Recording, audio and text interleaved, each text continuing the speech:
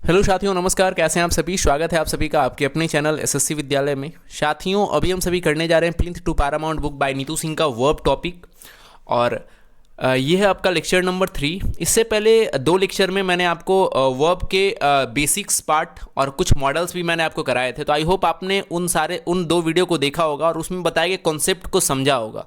तो आइए शुरू करते हैं। आज इस सेशन में हम सभी डिस्कस करेंगे कुछ और इंपॉर्टेंट मॉडल्स जिससे आपके एग्जाम में सवाल पूछे जाते हैं, जिसमें शुड, वुड, यूज टू और आउट टू मॉडल्स को हम सभी देखने वाले हैं, इसके यूजेज को देखने वाले हैं, और ये भी देखेंगे कैसे इससे रिलेटेड रूल से सवाल आपके एग्जाम में पूछे जाते हैं। तो आइए शुरू करते हैं। सबसे पहला जो मॉडल होने वाला है साथियों आज का, वो है आपका वुड। बात करें कि वुड का इस्तेमाल कहाँ कहाँ करेंगे, तो सबसे पहला जो बेसिक रूल है वुड का, कि अगर किसी व्यक्ति का कोई हैबिट जो कि पास्ट में होता था, है ना, कोई एक ऐसा हैबिट जो सिर्फ और सिर्फ पास्ट में होता था, यानी वो हैबिट अभी प्रेजेंट में नहीं है, तो इसके लिए हम वुड का इस्तेमाल करते हैं। जैसे एग्जांपल के तौर पे आप समझ सकते हैं कि I would go to school by bus. मतलब मैं जब छोटा था, जब मैं बचपन में था, तो मैं स्कूल जाता था। तो किससे स्कूल जाता था? तो बस से स्कूल जाता था। तो ये एक हैबिट था जो कि पास्ट में था। तो कोई भी ऐसा हैबिट जो कि पास्ट में हो, उसके लिए हम उसको दर्शाने के लिए हम वुड मॉडल का यूज करते हैं। ये क्लियर है? चलिए रूल नंबर 2 देखते हैं कि वुड का यूज हम कोई भी चीज़ों में, मतलब जैसे आप ऐसा समझे कि आपके सामने बहुत सारा ऑप्शन है, ठीक है, तो उसमें से अपना प्रेफरेंस को बताने के लिए, जैसे कि आपके सामने ऑप्शन है कि आप ये करना चाहेंगे या फिर ये करना चाहेंगे, तो उसमें से चुनाव करने के लिए, चॉइस या फिर प्रेफरेंस के लिए आप वुड का इस्तेमाल कर सकते हैं। और साथ ही साथ आपको यह ध्यान रखना कि जब भी कभी ऐसा लाइन आता है जिसमें आपको कोई प्रेफरेंस दिया जाए या आपको कुछ चुनना हो, कोई 2 ऑप्शन 3 ऑप्शन में से कोई चॉइस मिले, कोई चॉइस करना हो, आपको चुनना हो, तो उसमें वुड का इस्तेमाल तो करेंगे ही करेंगे, साथ ही साथ वुड के साथ रादर का भी इस्तेमाल हमें करना होगा। ठीक है, वुड का इस्तेमाल होगा, वुड के साथ रादर का इस्तेमाल होगा। और आपको पता है कि रादर का ही पेयर वर्ड क्या है साथियों? देन। तो रादर आएगा तो रादर के साथ क्या आएगा? देन भी आएगा। क्लियर है? तो वुड अगर प्रेफरेंस और चॉइस वाले सेंटेंस में आए तो वुड के साथ रादर का यूज करते हैं, और रादर के साथ ऑब्वियस है कि इसका पेयर वर्ड देन होता है, तो देन तो आएगा ही। क्लियर है? चलिए एक एग्जांपल के माध्यम से इसको समझते हैं। एग्जांपल है कि he would rather die than beg. मतलब अब देखिए यहां पे 2 ऑप्शन मिला किसी व्यक्ति को। पहला ऑप्शन था डाई, दूसरा था बेग। बेग यानी भीख मांगना, दूसरा था डाई। तो यहां पे कंपैरिजन हो रहा है। ठीक है, तो वो व्यक्ति, किसी व्यक्ति के बारे में बात हो रही है, और तो उस व्यक्ति के बारे में बात ये हो रही है कि वो जो व्यक्ति है वो भीख मांगने के बजाय मरना पसंद करेगा, है ना।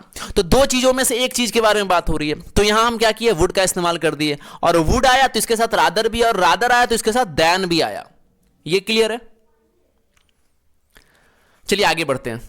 रूल नंबर 3 क्या कह रहा है? रूल नंबर 3 में है कि अगर सेंटेंस का जो स्टार्टिंग हो वो पास्ट से हो जाए, ठीक है, तो सेंटेंस आगे भी पास्ट रहेगा। और कई ऐसे इनडायरेक्ट स्पीच में आपको देखने को ये मिलेंगे कि वहां पे विल का यूज किया रहेगा, लेकिन आपको वुड करना रहेगा। ठीक है, जैसे आप देखें इस सेंटेंस में, इस एग्जांपल के माध्यम से देखें कि he hope that he will pass. ऐसे आपके एग्जाम में लिखा रहेगा ही विल पास, लेकिन आप देखें शुरुआती स्ट्रक्चर क्या है साथियों? ये पास्ट है। ठीक है, ये आपका पास्ट है, और अगर ये पास्ट है तो हमें पास्ट टेंस को मेंटेन करना पड़ेगा। यहां विल नहीं बल्कि वुड होगा। तो सीधा रूल नंबर 3 क्या कह रहा था कि अगर कहीं भी हमें विल का पास्ट यूज करना होगा, ठीक है, कहीं भी विल का पास्ट यूज करना होगा तो हम वुड इस्तेमाल करेंगे। क्लियर है? तो यहां लिखा था he hope that he would pass, मतलब उसे उम्मीद था कि वह पास हो जाएगा। क्लियर? चलिए रूल नंबर 4 देखते हैं।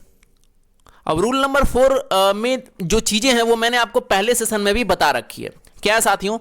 रूल नंबर 4 कह रहा है कि जब वुड का इस्तेमाल हम रूटीन एक्शन के लिए भी कर सकते हैं, लेकिन यहां पे है कि वुड का इस्तेमाल जिस तरीके से रूटीन एक्शन के लिए करते हैं, सेम उसी तरीके से यूज्ड टू और सिंपल पास्ट टेंस का भी इस्तेमाल हम कर सकते हैं। ठीक है, जैसे अभी मैंने बताया था रूल नंबर 1 में कि कोई भी एक ऐसा हैबिट जो कि पास्ट में घटित हो रहा था, है ना, तो उसके लिए हम क्या यूज कर रहे थे? वुड का इस्तेमाल कर रहे थे। लेकिन वैसे ही सेम हैबिट के लिए हम यूज टू और सिंपल पास्ट टेंस का भी इस्तेमाल कर सकते हैं। जैसे एग्जांपल आप देखें कि I use to go to school by bus. अब देखिए ये चीजें पास्ट में हो रही है, एक हैबिट को दर्शा रहा है कि मैं बस से स्कूल जाता था। क्लियर है? I use to go to school. तो आप देखें कि यहां पे वुड के जगह यूज टू लग गया, तो कोई दिक्कत नहीं है ना। आपको बस इतना ध्यान रखना कि जैसे कि मैंने आपको बताया कि अगर पास्ट हैबिट है तो वुड का इस्तेमाल करेंगे। साथ ही साथ आपको यह भी ध्यान रखना है कि वुड का इस्तेमाल तो करेंगे, लेकिन अगर वुड के जगह पे यूज्ड टू आ गया तो हम इसे गलत नहीं कर सकते, है ना। यहां पे देखिए वुड के जगह पे यूज्ड टू आ गया तो कोई दिक्कत नहीं, ये भी सही है ना। और अगर ना ही वुड रहे ना ही यूज टू रहे, ठीक है, वुड और यूज टू दोनों में से कोई ना हो, तब सीधा उसे हम सिंपल पास्ट में लिखकर भी रूटीन एक्शन दर्शा सकते हैं, ठीक है। सिंपल पास्ट टेंस में लिखकर भी उसे रूटीन एक्शन के तौर पे दर्शा सकते हैं। जैसे आप ये देखिए एग्जांपल नंबर 3 कि we played for hours before returning home, मतलब घर लौटने से पहले हम घंटों खेला करते थे, ठीक है।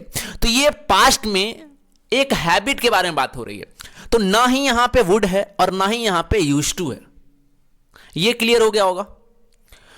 तो आइए इस स्लाइड को रिकॉल एक बार रिवीजन करें। रूल नंबर फर्स्ट में मैंने आपको क्या बताया था साथियों? रूल नंबर फर्स्ट में मैंने बताया कि कभी भी पास्ट हैबिट हो तो वुड का इस्तेमाल करेंगे।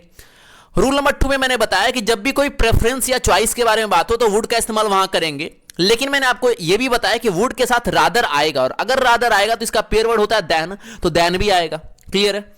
रूल नंबर 3 में मैंने बताया कि अगर सेंटेंस का स्टार्टिंग पास्ट है तो आगे भी पास्ट होगा, और अगर वहां विल आपको दिखे उसको वुड में चेंज करना होगा। यानी सीधा यहां पे रूल नंबर 3 कह रहा था कि अगर कभी भी विल के पास्ट फॉर्म की जरूरत हो तो वहां पे वुड का यूज करेंगे हम।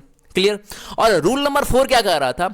रूल नंबर 4 बस रूल नंबर 1 को और बेहतर तरीके से बता रहा था कि अगर आप कभी भी रूल नंबर 1 का यूज करते हैं तो ऐसा नहीं कि सिर्फ आप रूल नंबर 1 पे रिलाई करें, ठीक है, सिर्फ इस पे निर्भर नहीं करना। अगर कोई पास्ट हैबिट को दर्शाना हो और वहां पे वुड नहीं दिखे तो हम यूज टू का भी इस्तेमाल कर सकते हैं। अगर यूज टू ना दिखे तो हम सीधा सिंपल पास्ट का भी इस्तेमाल कर सकते हैं। ये तीनों चीज पास्ट के रूटीन एक्शन को दर्शाता है। ये क्लियर है। चलिए आगे बढ़ते हैं। चलिए नेक्स्ट देखते हैं साथियों रूल नंबर 5। रूल नंबर 5 कुछ नहीं है। रूल नंबर 5 जो है साथियों वो आपका एक तरीके से कंडीशनल सेंटेंस ही है। जिन्होंने कंडीशनल सेंटेंस को पढ़ा होगा उन्हें ये रूल में कोई दिक्कत नहीं आएगी, ठीक है। अब रूल नंबर 5 में क्या है? रूल नंबर 5 में आपसे कहा जा रहा है कि अगर वुड का यूज हमें प्रेजेंट या पास्ट के कोई इमेजिनेशन को, कोई कल्पना को दर्शाना हो, ठीक है, या तो वो प्रेजेंट में हो या तो वो पास्ट में हो, तो उसके हम प्रिंसिपल क्लॉज में इसका इस्तेमाल करते हैं। जैसे एग्जांपल समझिए कि if I were a bird I would fly in the sky. तो देखिए यहां पे जो प्रिंसिपल क्लॉज था उसमें यहां पे हमने वुड का इस्तेमाल कर दिया। इसका मतलब क्या हुआ कि अगर मैं पक्षी होता तो आसमान में यानी आकाश में उड़ता। तो ये आपका कंडीशनल सेंटेंस था, ठीक है। और दूसरी एक और बात यहां पे आपको ध्यान रखनी है, ये मैं कंडीशनल सेंटेंस तब जब बताऊंगा तब भी मैं क्लियर करूंगा। आप यहां गौर करेंगे कि आई के साथ वर का यूज हुआ है, लेकिन अगर आई के जगह पे ही होता तब क्या करते? अगर आई के जगह पे ही होता तो भी यहां पे वर ही आता, ठीक है। ये कंडीशनल है और यहां पे वर ही होता है। सब्जेक्ट चाहे आपका सिंगुलर हो, प्लूरल हो, कोई भी पर्सन का हो, यहां पे वर ही आएगा। क्लियर है। ये चीज मैं जब आपको कंडीशनल बताऊंगा, कंडीशनल एक अलग टॉपिक है, तो वहां पे मैं क्लियर करूंगा। चलिए आगे बढ़ते हैं। अगला एग्जांपल देखते हैं कि I wish I were a bird. ये सेम चीज जो मैंने अभी बताई वही चीज यहां पे लिखा है कि अगर काल्पनिक पद है ना तो कोई भी सब्जेक्ट रहे, सब्जेक्ट से हमें कोई मतलब नहीं। अगर यहां पे ही हो, सी हो, राम हो, हमेशा यहां पे वर ही इस्तेमाल करेंगे, ठीक है। यहां पे अगर राम भी आ जाए तो कंफ्यूज नहीं होना कि राम के साथ आवाज होता है। अगर कल्पना वाला वाक्य है तो यानी वो कंडीशनल में जा रहा है, और अगर कंडीशनल का रूल बस यही कहता है कि आपका जो इफ वाला क्लाउज है उसके साथ वर का इस्तेमाल हम करेंगे, ठीक है। अब देखिए साथ ही साथ अब आपको पता कैसे चलेगा कोई लाइन, मतलब कैसे पता चलेगा कि ये लाइन जो है इमेजिनेशन को दर्शा रहा है, ठीक है, कल्पना को दर्शा रहा है? तो कभी भी कुछ ऐसे वर्ड हैं, ठीक है, कुछ ऐसे ग्रुप ऑफ वर्ड हैं, जैसे अगर कहीं लिखा रहा है आई विश, ठीक है, तो ये कल्पना को दर्शा रहा है। कहीं लिखा रहा है एज दो, कहीं लिखा रहा है इफ, कहीं पे लिखा रहा है एज इफ, कहीं पे लिखा रहा है वुड डैट, कहीं पे लिखा रहा है सपोज। तो ये सारे जितने भी वर्ड थे ना या ग्रुप ऑफ वर्ड थे, ये सारे इमेजिनेशन को दर्शाता है। जैसे यहां पे क्या लिखा हुआ था? इफ लिखा हुआ था ना। इफ मतलब अगर मैं पक्षी होता, तो ये एक इमेजिनेशन, वास्तविक में ये व्यक्ति पक्षी नहीं है। यहां लिखा आई विश, ठीक है, यानी मैं इच्छा करता हूं। इसका मतलब भी वही है, काश मैं पक्षी होता, ठीक है।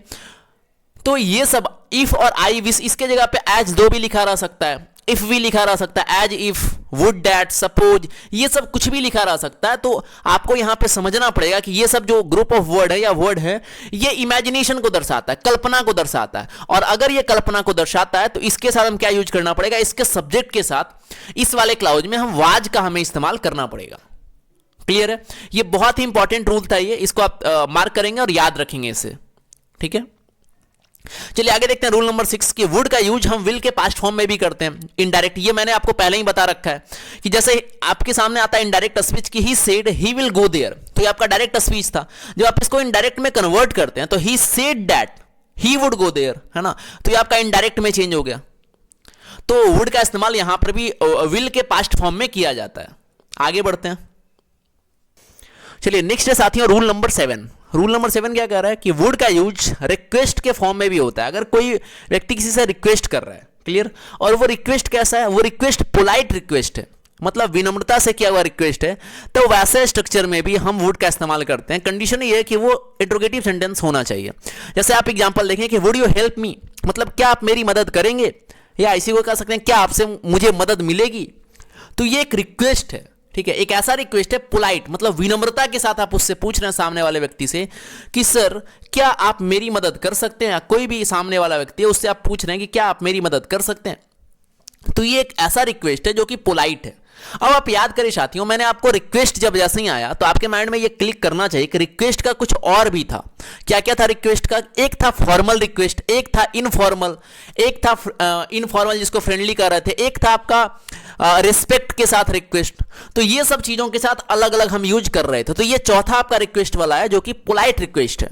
तो कभी भी इसमें कंफ्यूज आपको नहीं होना है। क्लियर है? चलिए आगे बढ़ते हैं।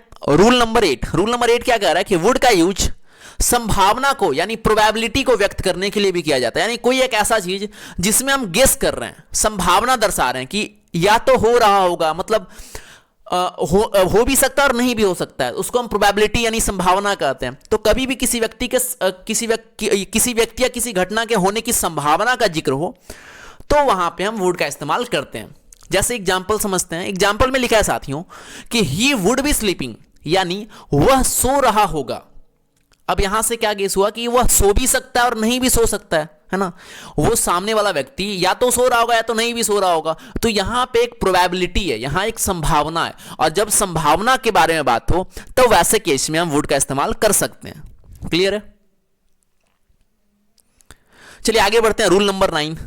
रूल नंबर 9 क्या कह रहा है कि जब हमें कोई चीज का मतलब कोई चीज हम सोच रहे हैं कि काश ऐसा हो जाता, ठीक है, तो उसमें भी वैसे स्ट्रक्चर में भी हम वुड का इस्तेमाल करते हैं। तो वुड का यूज विश यानी इच्छा को व्यक्त करने के लिए किया जाता है। जैसे I wish India would become a developed country soon, मतलब मैं इच्छा कर रहा हूं, आई विश, मैं इच्छा कर रहा हूं, क्या इच्छा कर रहा हूं कि इंडिया जल्द ही एक विकसित डेवलप्ड कंट्री बने। तो ये रूल नंबर 9 कुछ अलग नहीं है, इसको अलग से लिख दिया गया। आप याद करें, मैंने अभी जस्ट बताया था आपको। देखिए ये वाला आप देखें, यहां पे मैंने आपको बताया था कि ये सब क्या है, काल्पनिक है ना। ये सब क्या है, काल्पनिक, और काल्पनिक वाले कोरी कल्पना वाले दर्शाने वाले में प्रिंसिपल क्लॉज में वुड का यूज करते ही हैं, ठीक है। तो यहां पे जैसे ही हमें दिखा था आई विश दिखा, तो मतलब ये क्या आ गया, कल्पना वाला आ गया, इच्छा वाला आ गया। तो यहां पे वुड का इस्तेमाल करेंगे। ये क्लियर हो गया। चलिए रूल नंबर 10 देखते हैं। रूल नंबर 10 कह रहा है साथियों कि वुड लाइक टू का यूज जो है ये भी हम इच्छा को दर्शाने के लिए, यानी इच्छा को दर्शाने के लिए वुड का इस्तेमाल करते हैं। साथ ही साथ अगर वहां पे वुड लाइक टू दिखे तो कंफ्यूज नहीं होना है आपको। जैसे एग्जांपल आप समझे कि I would like to talk to the manager, यानी मैं मैनेजर से बात करना चाहूंगा। तो ये हमारी एक इच्छा है, ये फुलफिल हो भी सकता है और नहीं भी हो सकता है। मैं कोई भी होटल में जाता हूं या कोई भी कंपनी में जाता हूं और मैं एक इच्छा रखता हूं कि मैं मैनेजर से बात करना चाहूंगा। हो सकता है वो मना कर दे सामने वाला कि नहीं आप बात नहीं कर सकते, या हो सकता है वो तैयार हो जाए। तो यहां पे एक इच्छा को दर्शा रहा है, ठीक है। तो उसके लिए भी हम वुड लाइक टू का इस्तेमाल करते हैं। ये क्लियर है?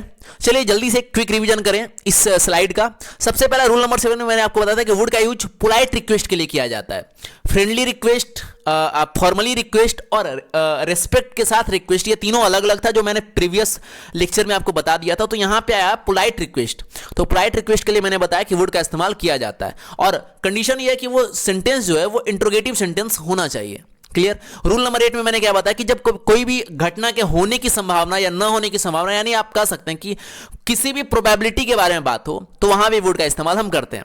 रूल नंबर 9 में मैंने बताया था कि विश के लिए, कोई इच्छा के लिए हम वुड का इस्तेमाल करते हैं। और सेम रूल नंबर 10 में भी वही था कि अगर कोई इच्छा को हमें दर्शाना है तो वहां वुड के जगह पे वुड लाइक टू का इस्तेमाल भी हम कर सकते हैं। क्लियर है? चलिए आगे बढ़े हम सभी। अब ये जितना भी रूल था ये तो वुड का था। अब देखते हैं शुड, मतलब शुड का इस्तेमाल हम कहां कहां करते हैं और कैसे कैसे इससे शुड से रिलेटेड सवाल पूछे जाते हैं।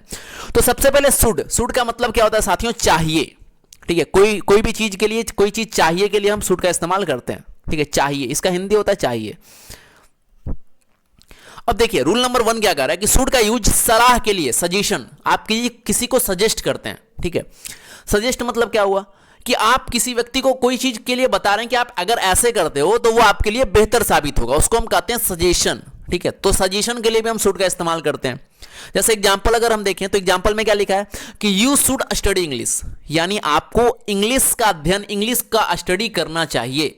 तो ये एक सलाह है, मतलब मैंने सामने वाले को देखा होगा कि ये व्यक्ति इंग्लिश अच्छे तरीके से नहीं पढ़ पा रहा है, अच्छे तरीके से नहीं बोल पा रहा है, तब मैंने उसे एक सजेशन दिया, मैंने उसे सजेस्ट किया कि तुम जो है वो अंग्रेजी पढ़ो। ठीक है, तो जब भी सजेशन के बारे में बोध हो किसी लाइन से, किसी सेंटेंस से, तो वहां पे हम शुड का इस्तेमाल करते हैं। अब देखिए इस पे सवाल कैसे पूछेगा ना, तो ये फिलर में पूछा जाएगा, यहाँ पे फिल इन द ब्लैंक्स रहेगा, यहाँ खाली रहेगा, और आपको यहाँ पे ऑप्शन में रहेगा शुड, ऑप्शन में रहेगा वुड, ऑप्शन में रहेगा मे, ऑप्शन में रहेगा माइट।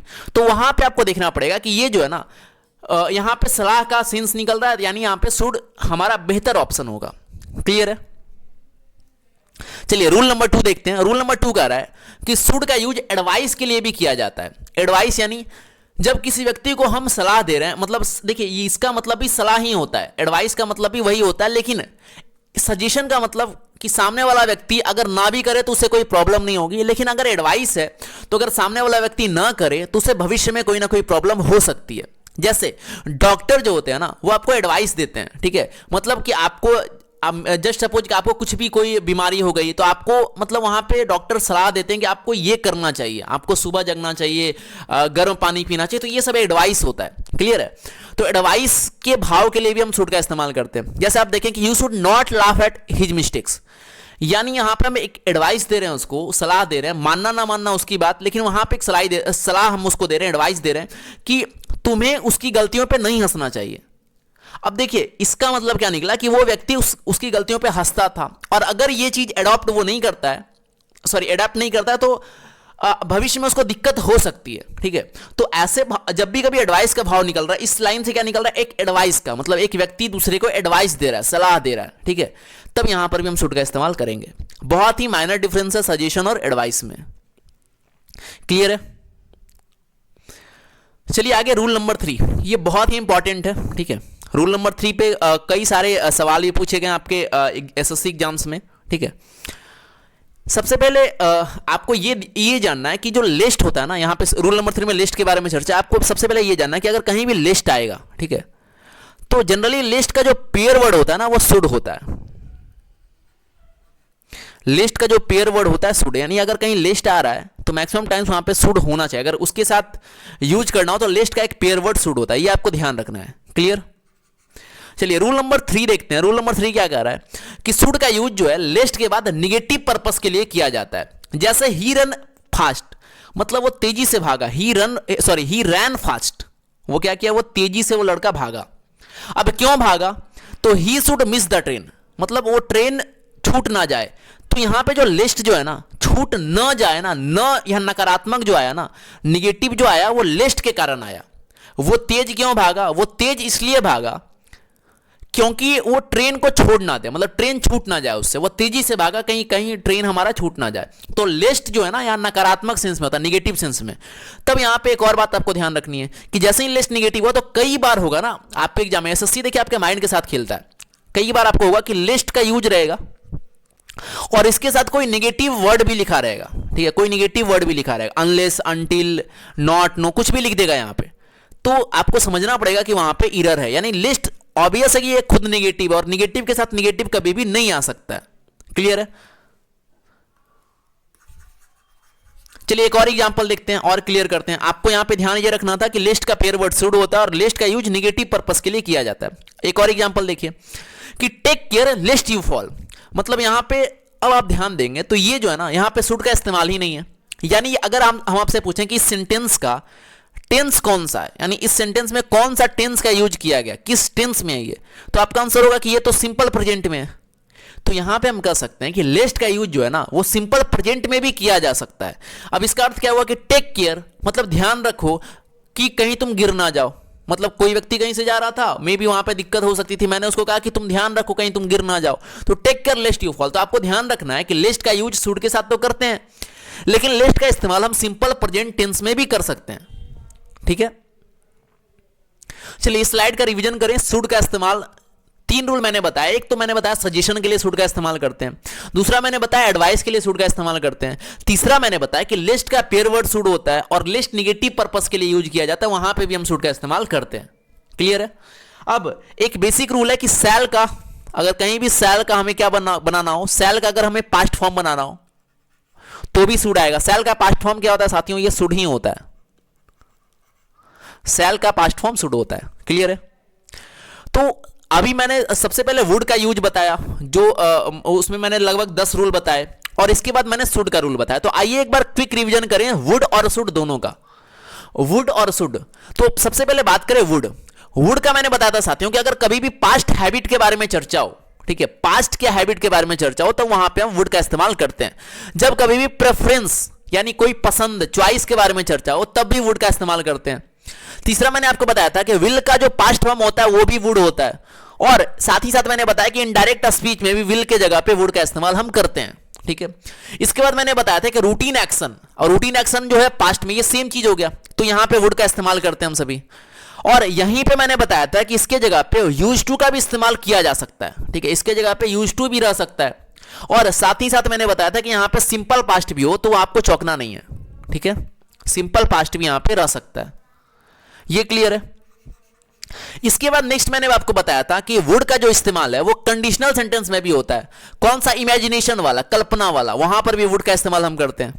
नेक्स्ट रिक्वेस्ट वाले फॉर्म में मैंने बताया था कि पोलाइट रिक्वेस्ट, जब रिक्वेस्ट के बारे में चर्चा हो तो जब रिक्वेस्ट, पहले हमें देखना है कि रिक्वेस्ट है कैसा। अगर वो विनम्रता के साथ, मतलब पोलाइट रिक्वेस्ट हो, तब भी वहां पे हम वुड का इस्तेमाल करते हैं।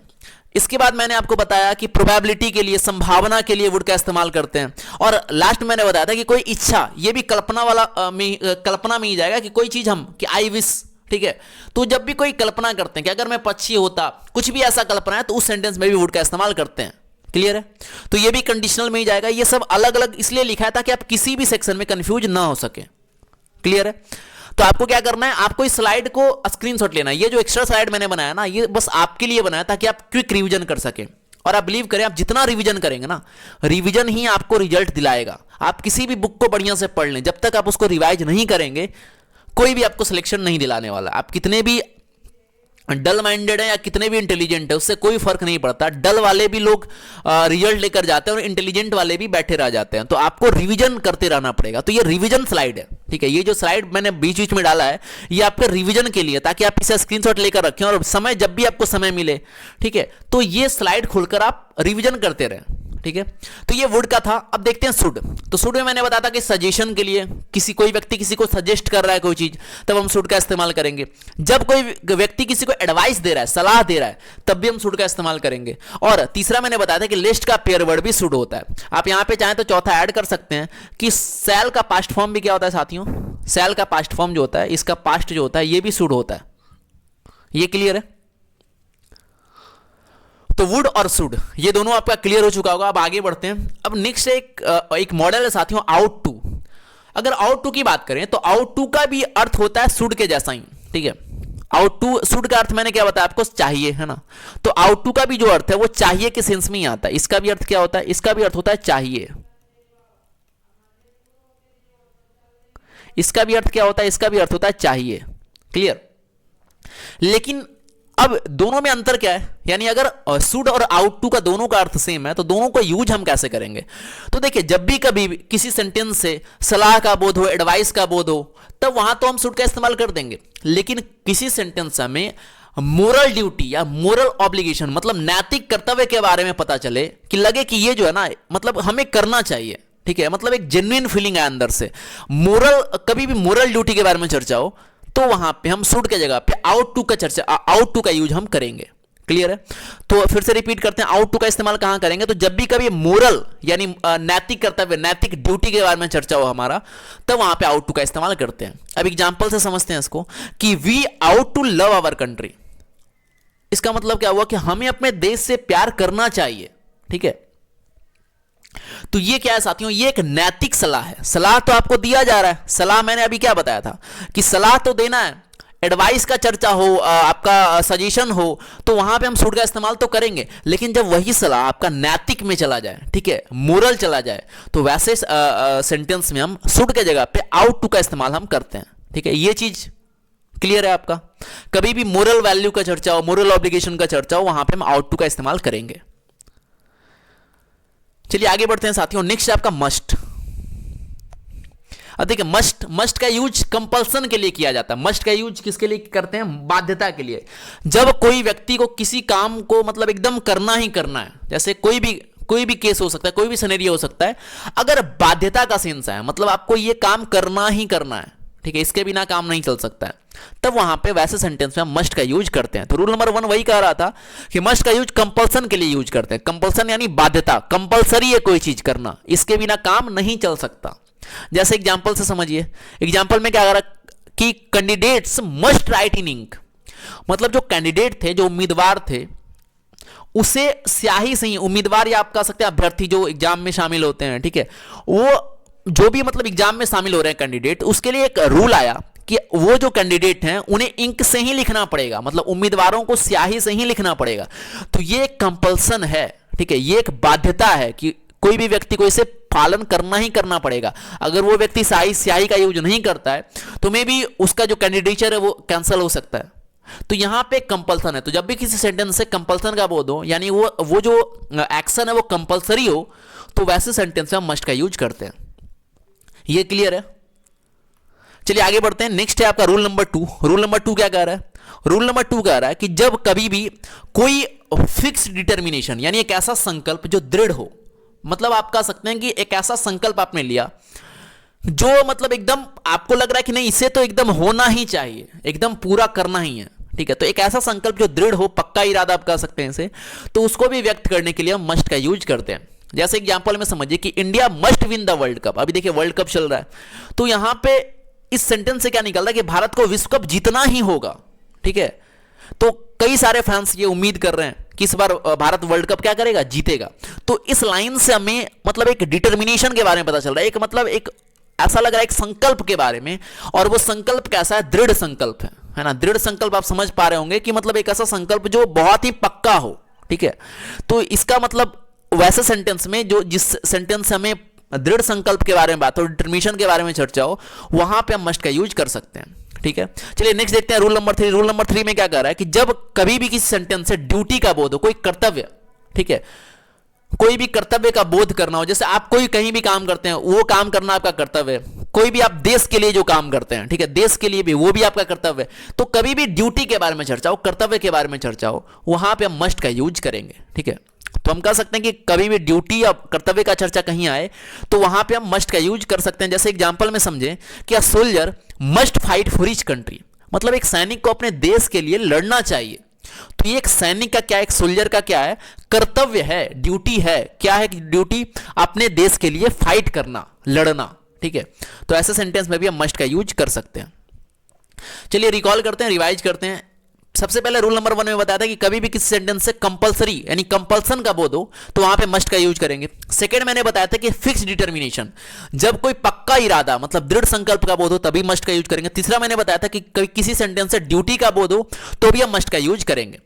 अब याद करें, आप मैंने जब मे और माइट में बता रहा था आपको, तो मैंने आपको यह भी बताया था, रूल नंबर 4 करके आप ऐड कर सकते हैं। मैंने यह भी बताया था कि जब पॉसिबिलिटी जो है, संभावना जो है, वहां पे मैंने आपको बताया था मे और माइट में कि जब कम पॉसिबिलिटी हो और ज्यादा पॉसिबिलिटी हो तो मे और माइट में कैसे यूज करेंगे वो मैंने आपको बताया था। लेकिन वहां पे मैंने बताया था कि जब जो पॉसिबिलिटी है, जो संभावना है, वो एक्सट्रीम लेवल पे पहुंच जाए, यानी आप कह सकते हैं कि मोस्ट पॉसिबिलिटी के लिए जब किसी चीज की संभावना बहुत ज्यादा हो जाए तो उसके लिए भी हम मस्ट का इस्तेमाल कर सकते हैं। क्लियर है?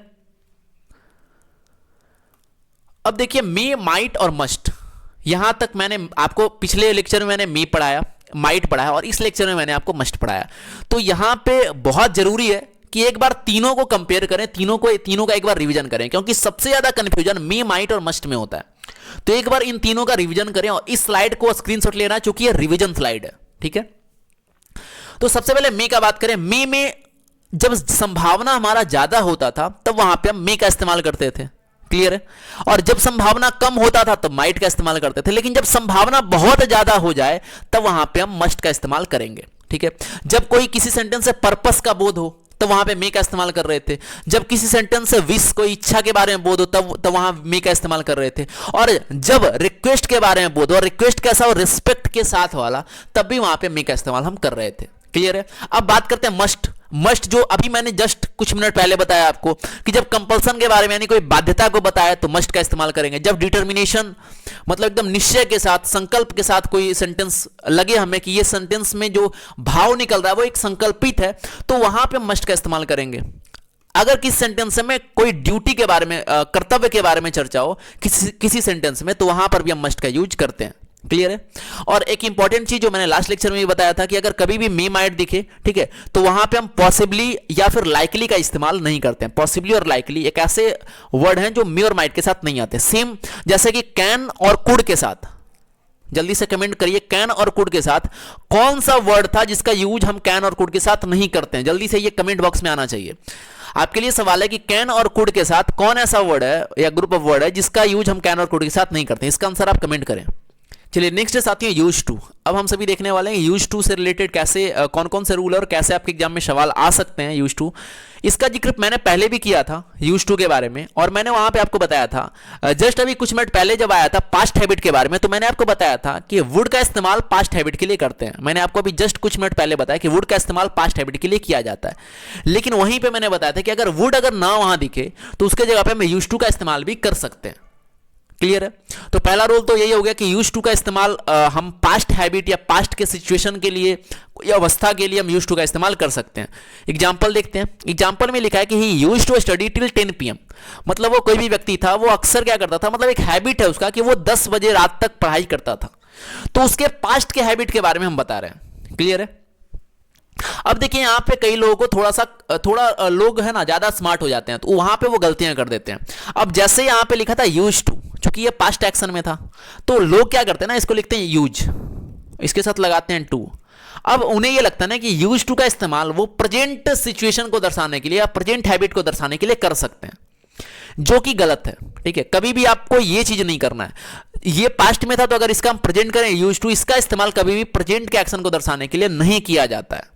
क्लियर है। तो आपके मन में फिर से सवाल आएगा कि अगर प्रेजेंट के एक्शन को दर्शाने के लिए यूज टू या यूजेज टू का इस्तेमाल हम नहीं करते हैं, तो अगर कभी भी किसी सेंटेंस में हमें प्रेजेंट का एक्शन दर्शाना हो तब हम किसका इस्तेमाल करेंगे। तो इसका आंसर है साथियों कि अगर कभी भी किसी सेंटेंस में प्रेजेंट रूटीन एक्शन को दर्शाना हो, मतलब कोई एक ऐसा हैबिट जो आप अभी वर्तमान में कर रहे हैं, तो उसके लिए हम सिंपल प्रेजेंट टेंस का यूज करेंगे। उसके लिए किसका यूज करते हैं, सिंपल प्रेजेंट या प्रेजेंट इंडेफिनिट टेंस का हम यूज करते हैं। जैसे एग्जांपल के माध्यम से समझिए कि he uses to study till 10 PM। तो यहां देखिए यूजेज का यूज गलत है, क्योंकि ये प्रेजेंट में है तो ये यूजेज यहां नहीं होगा, बल्कि ही स्टडीज टिल 10 PM, सीधा सिंपल प्रेजेंट रखना है हमें। इसका मतलब भी क्या हुआ, इसका मतलब ये एक हैबिट हुआ कि वह रात 10 बजे तक पढ़ाई करता है और उसके बाद बिस्तर पे चला जाता है सोने के लिए। क्लियर है। तो कभी भी हमें पास्ट का हैबिट को दर्शाना हो तो वहां यूज टू का इस्तेमाल करेंगे। वुड का भी इस्तेमाल कर सकते हैं, लेकिन यहां यूज टू है तो यूज टू का इस्तेमाल करेंगे। लेकिन अगर कभी प्रेजेंट हैबिट आ गया तो वहां पे हम यूज टू या यूजेज टू का इस्तेमाल कभी नहीं करेंगे। ठीक है। सेम यहीं पे लिखा था यूज टू और यूजेज टू, इसका इस्तेमाल हमें नहीं करना है। कि इसके जगह पे क्या यूज करेंगे, हमें सिंपल प्रेजेंट टेंस में बस रखना है, और वो जो लाइन है वो प्रेजेंट रूटीन एक्शन को दर्शाएगा। ये क्लियर है। चलिए अब यूज टू का इस्तेमाल अलग अलग सेंटेंस में कैसे होता है वो हम सभी देखेंगे। जैसे यूज टू का इस्तेमाल अफर्मेटिव सेंटेंस में किस रूप में होता है, नेगेटिव सेंटेंस में कैसे होता है और इंट्रोगेटिव सेंटेंस में कैसे होता है, वो देखने वाले हम सभी। सबसे पहले बात करते हैं अफर्मेटिव सेंटेंस। तो यहां लिखा है he used to come here, मतलब यहां वो अक्सर आया करता था, he used to come here. Negative sentence में कैसे यूज करेंगे, he used not to come here. मतलब पहला हमने क्या किया ना कि नॉट का जो यूज है वो हमने यूज टू के बीच में डाल दिया नॉट को, मतलब वह यहां नहीं आता था या अक्सर नहीं आया करता था, वो पास्ट के हैबिट को दर्शा रहे हैं यहां पे। दूसरा हम एक और काम यहां कर सकते हैं कि ये जो लाइन था ना यूज टू, इसको हम क्या करते हैं ना यहां पे डिड लगा देते हैं, he did not use to. और आपको पता है डिड के साथ V1 होता है, वर्ब का बेस फॉर्म फर्स्ट फॉर्म होता है, तो इस तरीके से भी हम निगेटिव बना सकते हैं। तीसरा था इंट्रोगेटिव, तो यहां भी दो तरीके से बन सकता है। सबसे पहले हम सीधा यूज्ड को उठाए और आगे में ला दिए, ठीक है, तो ये बन गया इंट्रोगेटिव। दूसरा हम एक काम ये कर सकते हैं कि डिड को हम उठाए और डिड को आगे ला दिए, तो अगर डिड को आगे लाएंगे तो अंदर बचेगा यूज, जो कि V1 फॉर्म है, बेस फॉर्म है। क्लियर है। तो इस तरीके से बस इसका ये स्ट्रक्चर था, जो कभी अगर आपके एग्जाम में इरर बेस्ड सवाल पूछे जाते हैं, इरर का सवाल पूछा जाता है, तो इरर में कई बार होता है ना कि एसएससी थोड़ा सा स्ट्रक्चर बेस्ड सवाल पूछता है, जहां पर स्ट्रक्चर के साथ थोड़ा छेड़छाड़ करता है वो, तो वहां पे पहचानने के लिए आपको इस रूल का यूज करना पड़ेगा। क्लियर है?